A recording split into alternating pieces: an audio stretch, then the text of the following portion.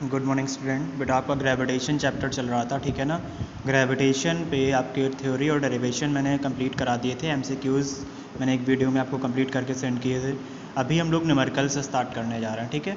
First numerical start करते हैं। देखिए फाइंड द, पहला न्यूमेरिकल आपका है find the gravitation force between the sun and earth. तो बेटा हमने एक सन रेड कर लिया, ये सन है हमारा, यहाँ पे अर्थ रेड कर लेते हैं, आपकी अर्थ थी, ठीक है।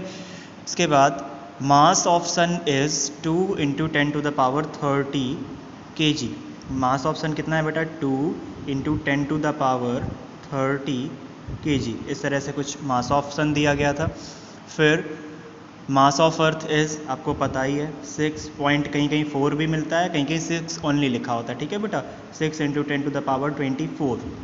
आपको कंफ्यूज नहीं होना है, कहीं आपको 6.4 × 10⁻24 लिखा मिल सकता है और कहीं बुक में दिया होगा 6 × 10⁻24। तो वो ज़्यादा मैटर करता नहीं। डेसिमल के बाद अगर 8 और 9 के आसपास कोई नंबर होता है तो उसको ज़्यादा कंसीडर किया जाता है, अदरवाइज उसको नेग्लेजिबल ही मान लेते हैं, ठीक है। Next, and distance between the sun and earth is 1.5 × 10⁻11। जो सन और अर्थ के बीच की बेटा डिस्टेंस थी, ये डिस्टेंस कितनी है? 1.5 × 10⁻11 मीटर, ठीक है। आपसे कैलकुलेट करने के लिए क्या बोला गया? Gravitation force. ग्रेविटेशन फोर्स जब भी आपसे कैलकुलेट करने के लिए बोला जाएगा, इस तरह से दो, जैसे सन और अर्थ दिया गया है, अर्थ और मून गिवन हो सकता है, ठीक है। तो उस कंडीशन पे आप universal law of gravitation use करेंगे। यूनिवर्सल लॉ ऑफ ग्रेविटेशन आपको एक्सप्लेन किया गया था बेटा, F = G capital M small m upon r²। कुछ इस तरह से आपको बताया गया था बेटा।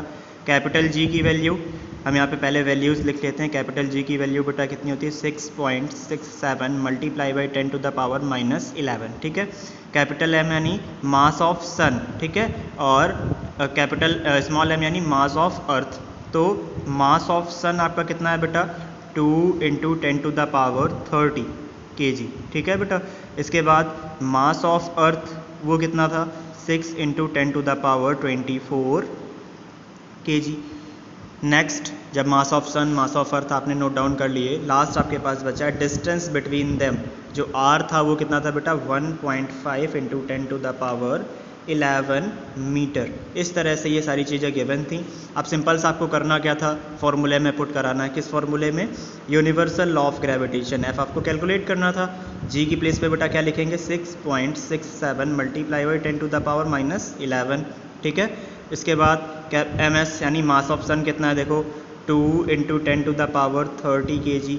फिर मास ऑफ अर्थ कितना था? 6 × 10⁻24 kg अपॉन रेडियस, जो उनके बीच की डिस्टेंस थी, तो वो कितनी थी? 1.5 × 10⁻11। बेटा इसका स्क्वायर है, देखा होगा आपने फॉर्मूले में, r का स्क्वायर दिख रहा था, तो सिंपल से इसको 2 टाइम्स मल्टीप्लाई में लिख दिया जाएगा। ये आपका क्या आ जाएगा? 1.5 × 10⁻11, ठीक है ना। कांस्टेंट जो नंबर आपके रियल नंबर गिवन थे, इनका मल्टीप्लाई करा दीजिए, तो यहाँ पे 6.67 मल्टीप्लाई बाई आपका कितना आ जाना है? 2 × 6, ठीक है। अब 10 to the power number form, जब सेम बेस होता है, ध्यान से देखिए, बेस सेम होता है तो पावर्स को ऐड कर दिया जाता है। मल्टीप्लाई में क्या आ जाएगा? 10 की पावर -11 प्लस 30 और प्लस 24, ठीक है बेटा। ऐसा ही डिनोमिनेटर में देखिए 1.5 × 1.5, ठीक है, और multiply 10 to the power 11 plus 11, कुछ इस तरह से सॉल्व करेंगे। अब ये 12 हो जाएगा, 6.67 मल्टीप्लाई बाई 12 और मल्टीप्लाई 10 टू द पावर, बेटा 11 माइनस का था 20 और 4 और 30 को ऐड करेंगे 54 हो जाएगा। 54 से आप 11 माइनस करा दीजिए तो आपका 43 आ जाएगा। पावर में कितना बचेगा बेटा? 43। यहाँ डिनोमिनेटर 15 का स्क्वायर 225, 2 डिजिट के बाद डेसिमल लगाएंगे, 2.25 हो जाएगा। मल्टीप्लाई 10 टू द पावर क्या आ जाएगा बेटा? 22, ठीक है। अब देखिए 2 डिजिट के बाद यहाँ भी डेसिमल था, 2 डिजिट के बाद यहाँ भी डेसिमल था, दोनों डेसिमल को आप रिमूव कर दीजिए, ठीक है। अब जब दोनों डेसिमल को रिमूव कर दिया जाएगा तो सिर्फ हमारे पास बचेगा क्या बेटा? 6 667 multiply by 12 multiply by 10 to the power 43 minus 22। क्यों लिख रहा है माइनस 22 बेटा? 10 टू द पावर 22 डिनोमिनेटर से जब भी आप न्यूमिनेटर में लेके जाएंगे ये प्लस से हमेशा किस में पहुंचेगा बेटा? माइनस से। 43 से 22 को माइनस करा देते हैं। जब 43 से 22 माइनस करा और लास्ट में आपका डिनोमिनेटर में क्या बचेगा? 2 to 5, ठीक है ना। जब यहाँ से सोल्यूशन किया जाएगा इसका तो बेटा 667 मल्टीप्लाई बाई 12 और multiply by 10 to the power 21 और अपॉन में कितना बचेगा? 2 to 5। जब आप इसको सॉल्व कर देंगे तो आपके पास आंसर आ जाएगा बेटा, देखिए ध्यान से, 3.56 multiply by 10 to the power 22 newton. ये आपका आंसर आ जाएगा। जब इसको आप यहाँ से इन दोनों को मल्टीप्लाई करा दीजिएगा, 225 से डिवाइड कराएंगे तो इस तरह का आपका कुछ आंसर आ जाएगा, ठीक है। ये आपका फर्स्ट न्यूमेरिकल क्लियर हो जाता है। इसके बाद हम लोग सेकंड न्यूमेरिकल स्टार्ट करेंगे नेक्स्ट वीडियो में बेटा।